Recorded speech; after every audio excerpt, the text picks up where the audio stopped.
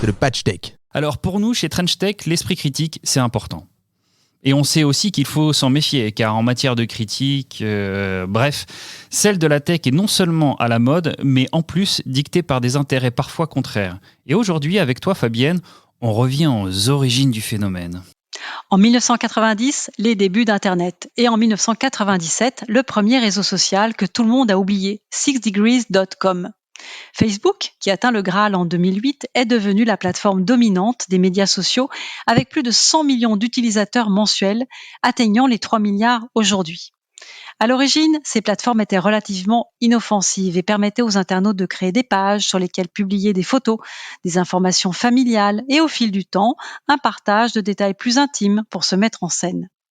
Or, il est aujourd'hui clair que notre naïveté a été prise au piège et fait le jeu du mépris du bien commun et de toute régulation.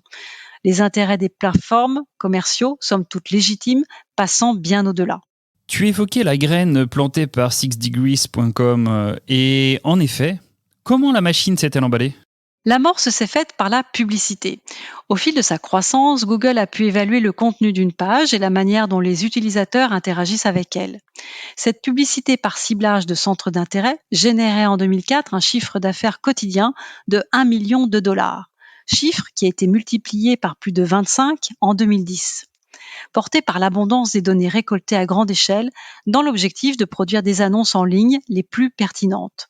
Alors, la deuxième étape, c'est la détection de nos engagements par les likes de tel contenu, les clics sur telle ou telle publicité pour opérer la prédiction des comportements.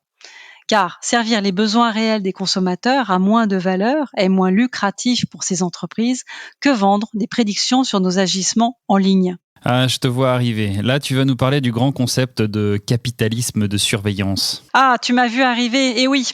Alors, je vais vous parler de Shoshana Zuboff, universitaire et sociologue américaine qui est venue théoriser le concept de capitalisme de surveillance.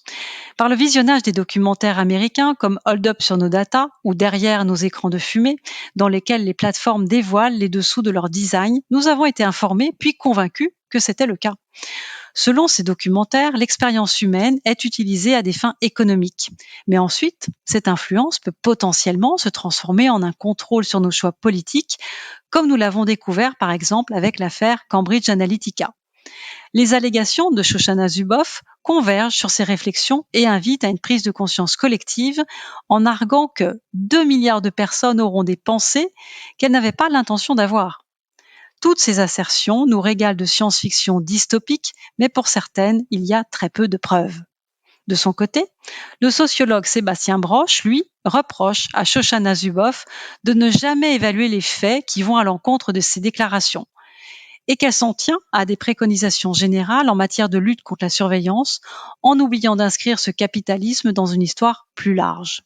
Quant à Tristan Harris, qui témoigne aussi dans le fameux documentaire Derrière nos écrans de fumée, il rallie cette prise de parole alarmante en affirmant que les concepteurs de médias sociaux peuvent aller jusqu'à nous forcer à avoir des pensées indésirables.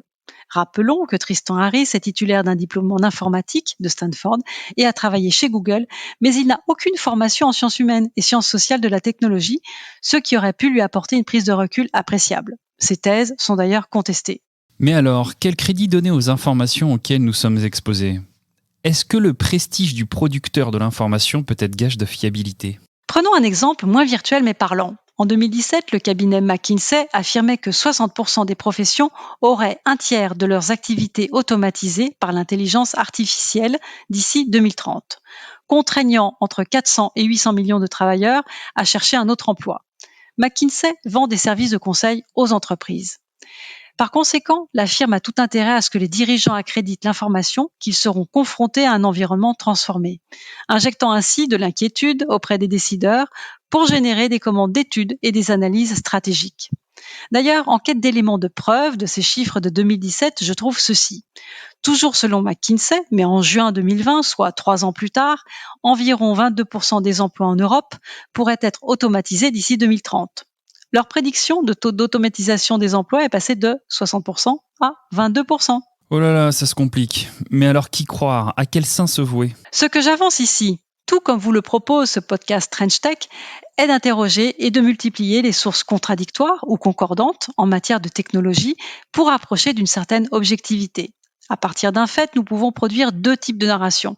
L'une orientée communication, avec plus ou moins de remaniement, et l'autre informationnelle, se déployant dans un esprit d'éveil, avec des sources citées recoupées et des expertises en attestant.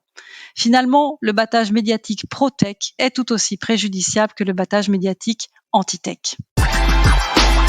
French Tech, esprit critique pour Tech Éthique.